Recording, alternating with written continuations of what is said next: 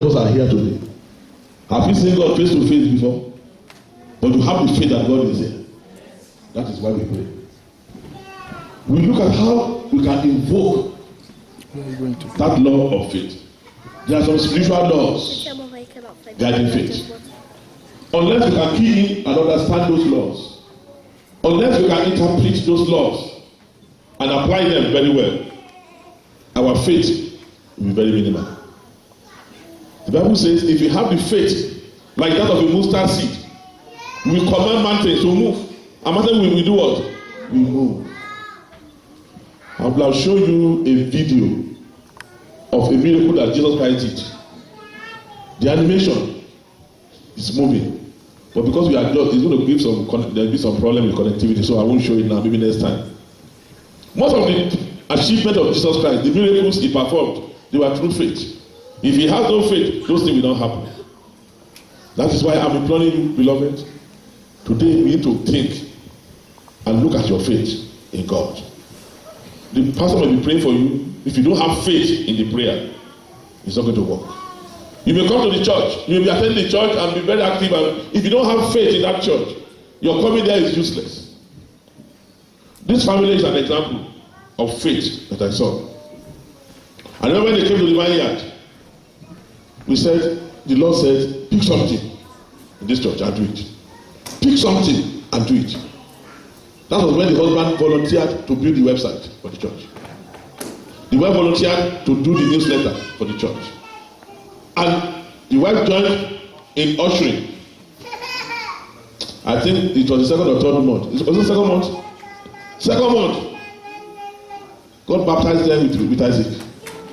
Shout hallelujah. Hallelujah. Let us look at the book of Genesis chapter 21. You see an example of a pillar of faith there. Someone who invoked the law of faith. Let's go. Genesis chapter 21. I start from verse 1. We are going to read to verse 7 or to where we get the answer. And the Lord visited Sarah as he had said. And the Lord did unto Sarah as he had spoken. For Sarah conceived and bare Abraham a son in his old age, at the set time of which God had spoken to him. Listen very well. This is invoking the law of faith. If you have reached the age of 90, menopause have started. You don't know anything again. You don't believe that the time has gone. And somebody comes to your house and says, look, you have not got a child, but you are going to have a child. Won't you say, what is going on in this? What is happening in this place? It will look bizarre and unbelievable. But they invoked the law of faith. It was that invocation of that law of faith that led to the manifestation of that miracle. For Sarah conceived and bare Abraham a son in his old age without using Viagra. Abraham did not use anything. And the wife, despite the age of menopause, God surprised them with miracles. I don't know who is here today. There has been some prophecy that you are going to be this, you are going to be that, and it has been delayed. And you are now thinking that, oh, maybe this thing will not happen again. You are beginning to lose hope, lose confidence. You need to invoke that law of faith. Because there is a saying that says, faithless is that person that is saying farewell when the road is dark. I don't know if you get that message. The person has no faith. Because the road has turned dark, he lost the world has come to an end, that he is going to die, and he said farewell. In the next few days, the weather will change. We will have shorter days and longer nights. Maybe 4 o'clock is already dark. Because it is dark, will you say that the end is you are going to die?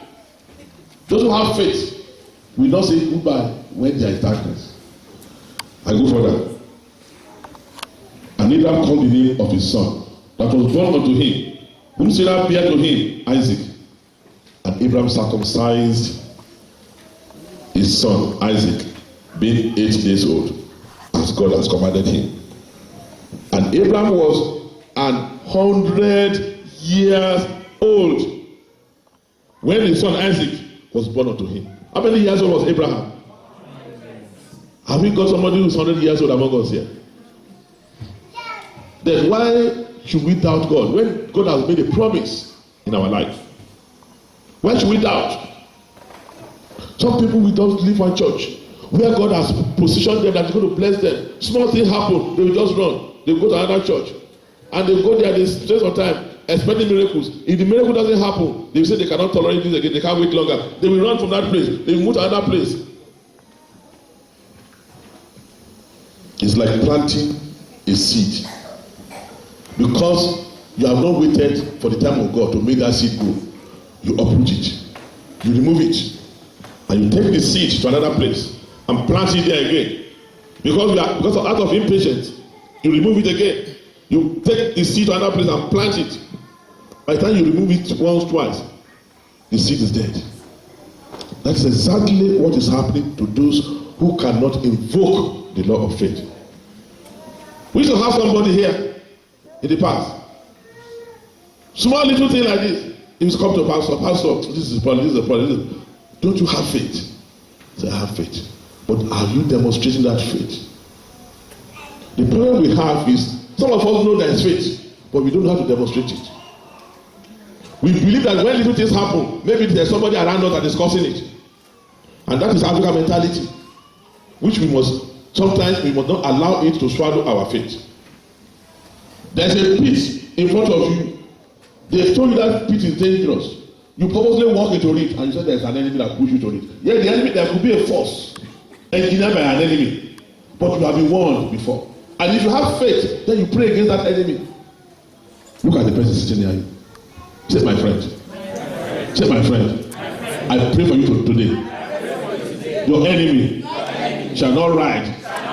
Your enemy will not ride the last chapter of your history.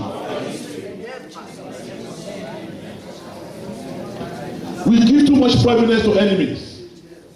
We know there are enemies, but you have to do what will not make enemies override you. You should override the enemy. And that is why we should pray that any power that we want to, either they want to jinx you, they want to put you to